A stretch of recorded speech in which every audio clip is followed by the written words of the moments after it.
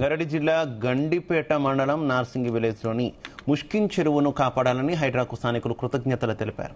హైడ్రా కార్యాలయానికి వచ్చి హైడ్రా కమిషనర్ రంగనాథ్ను కలిసి అభినందించారు. కబ్జాల పాలవుతున్న చెరువులను కాపాడి సకల జీవకోటికి ప్రాణం పోశారని పేర్కొన్నారు.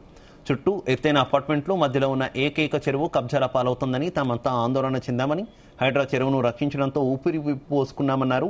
ఇక 52.20 ఎకరాల పరిధిలో ఉన్న చెరువులో 35.10 ఎకరాల కబ్జాకు గురైపోతుంటే హైడ్రా రంగంలోకి దిగి కాపాడిందని అన్నారు.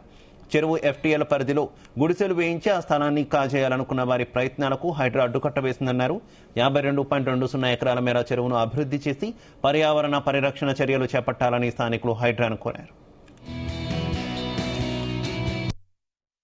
ఈరోజు మేమందరం హైడ్రా ఆఫీస్కి వచ్చి హైడ్రా కమిషనర్ రంగనాథ్ గారికి మరియు అట్లే హైడ్రా అఫీషియల్స్కి సిబ్బంది అందరికీ కృతజ్ఞతలు చెప్పడానికి వచ్చాము. కారణం ఏమనగా మేమందరం కూడా నార్సింగి పరిధిలో ఉన్నటువంటి ముష్కి చెరువు ఉంది, దాని చుట్టుపక్కల ప్రాంతంలో ఉన్నటువంటి నివాసితులు అందరం కూడా రకరకాల కమ్యూనిటీస్ ఉన్నాయి. అక్కడ హాల్మార్క్ తీసిని అని, మైరోమ్ అవుతారని, జైవేరి అని, అట్లనే సాయి గౌతమ్ కాలనీ అని, వెంటయ్య గౌతమ్ అని, పులి కుతుబుషా కాలనీ అని రకరకాల కాలనీలు సుమారు 10,000 మంది కుటుంబాలు, అంటే 25,000 నుంచి 30,000 జనాభా నివసిస్తున్న ప్రాంతంలో ముష్కి చెరువు సుమారు 60 ఎకరాలు, 55 నుంచి 60 ఎకరాలు పరిధినటువంటి చెరువుని ఈ కొంతకాలంగా కబ్జాలు గురవడం, చెట్లు నరకడం, అట్లనే చెత్త తగలబెట్టడం, బోర్లు వేసి గ్రౌండ్ వాటర్ని కమర్షియల్ పర్పస్ వాడటం, ఇలాంటి కార్యక్రమాలు చేయడం వల్ల చుట్టూ ఉన్న మేమందరం కూడా చాలా సఫర్ అయ్యేవాళ్ళం.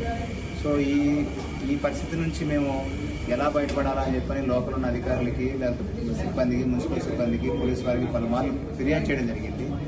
చివరికి ఈ ముష్కి చెరువు అభివృద్ధి పేరిట కొంతమంది కార్పొరేట్ సంస్థల ద్వారా ఒక స్వచ్ఛంద సంస్థ ముందుకు వచ్చి చేస్తామని చెప్పని ఆ చెరువుకే హాని కలిగించే విధంగా ప్రవర్తించడంతో మేము HMD అధికారులని, హైడ్రా అధికారులను కలవడం జరిగింది.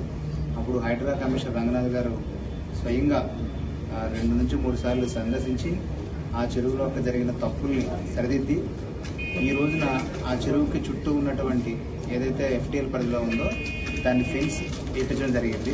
చివరికి ఒక వారం రోజుల క్రితం దాని చుట్టూ ఫెన్సింగ్ వేయడం, అందులో ఉన్న అక్రమ నిర్మాణాలని కూల్చడం జరిగింది.